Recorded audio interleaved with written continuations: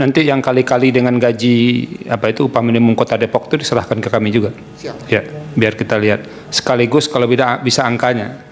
Jadi ini agak jangan menghindari juga untuk menulis angka biar kami cepat mengerti. Biasanya kalau diterangkan angka itu Pak Warek, orang lebih cepat pahamnya ketimbang kali-kalinya begitu.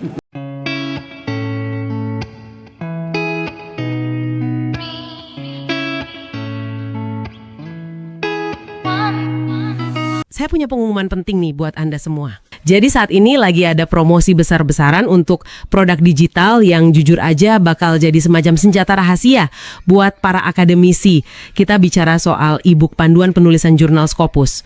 Ya kan? Betul. Termasuk juga panduan nembus jurnal Sinta 1-6, terus ada panduan penulisan buku referensi, dan banyak materi akademik lainnya. Tepat. Semua produk digital ini sangat relevan buat menyelamatkan karir Anda. Dan Anda bisa langsung akses semuanya lewat tautan yang udah kami sediakan di deskripsi video atau audio ini. Berikut Universitas Indonesia. Silakan Pak Wakil Rektor. Bismillahirrahmanirrahim. Assalamualaikum warahmatullahi wabarakatuh. Waalaikumsalam. Yang kami muliakan Ketua dan anggota Majelis Hakim Konstitusi, yang kami hormati para pihak dalam persidangan dan Bapak Ibu hadirin di ruang sidang ini. Perkenankan kami menyampaikan keterangan mengenai sistem penghasilan dosen di Universitas Indonesia sebagai perguruan tinggi negeri Badan Hukum atau PTNBH. Mohon izin sebelum saya lanjutkan, mohon dimaklumi bahwa keterangan kami tidak dimaksudkan untuk membahas kondisi individual dosen atau membandingkan pendapatan dosen antar perguruan tinggi. Semata-mata kami hanya berfokus untuk menjelaskan bagaimana sistem remunerasi dosen diterapkan di UI.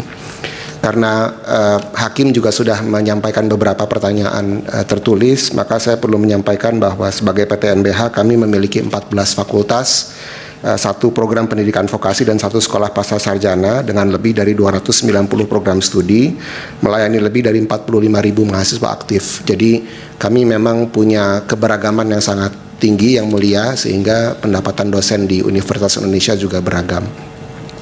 Namun demikian, penyelenggaraan pendidikan didukung oleh 1.979 dosen tetap, terdiri atas 1.027 dosen pegawai negeri sipil atau PNS dan 900 dosen non-PNS atau non-ASN.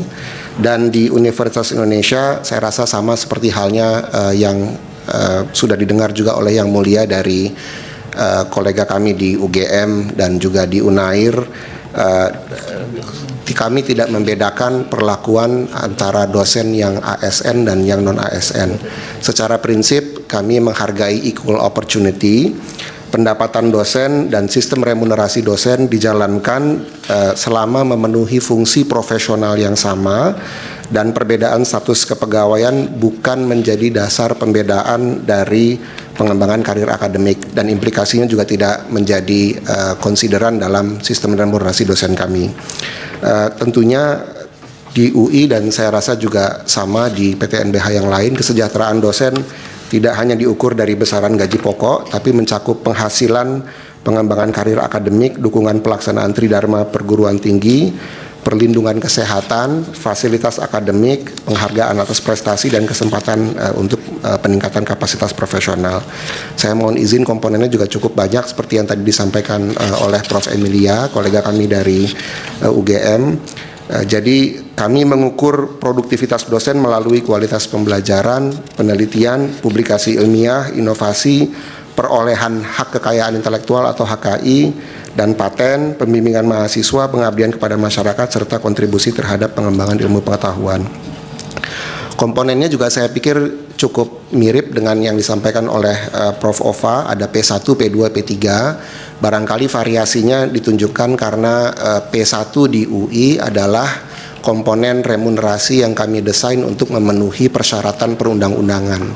Komponen P1 atau pay for person adalah penghasilan dasar yang melekat pada dosen berdasarkan personal grading. Jadi kualifikasi dasar seorang dosen, latar belakang pendidikannya, tingkat pendidikannya, lama mengajar, dan seterusnya.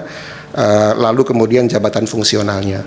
Komponen ini meliputi gaji pokok, tunjangan keluarga, tunjangan pangan, tunjangan jabatan fungsional, serta tunjangan lain yang diberikan sesuai ketentuan peraturan perundang-undangan.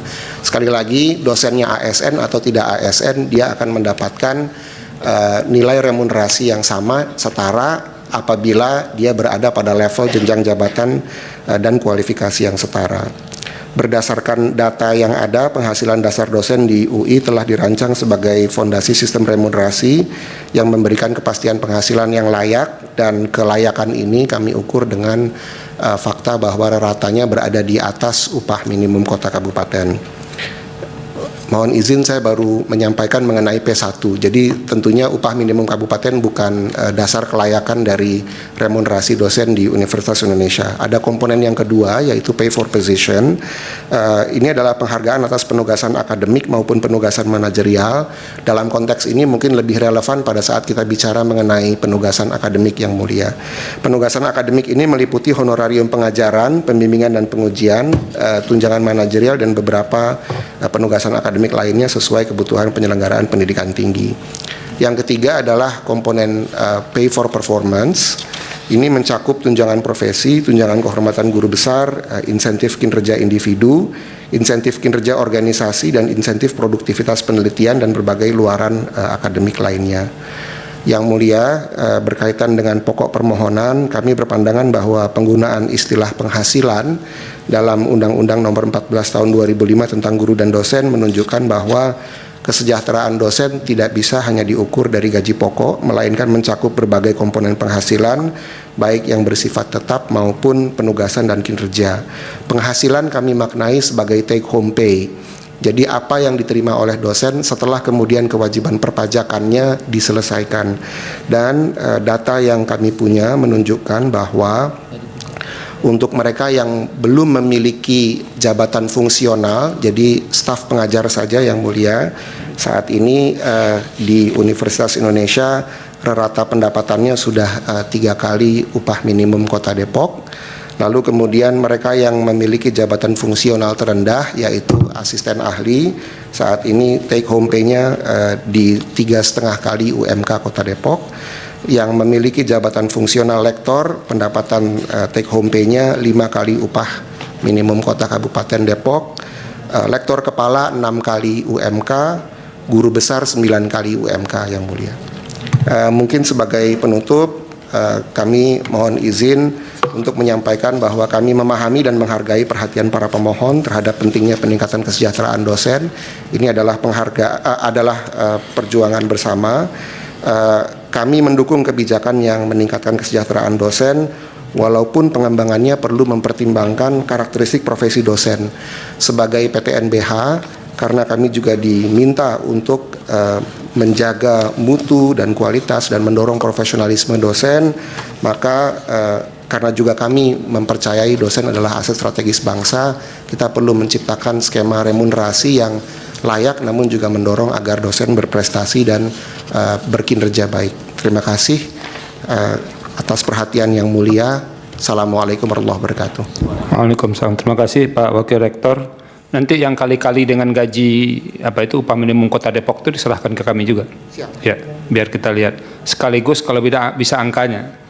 Jadi ini agak jangan menghindari juga untuk menulis angka biar kami cepat mengerti. Biasanya kalau diterangkan angka itu Pak Warek, orang lebih cepat pahamnya ketimbang kali-kalinya begitu.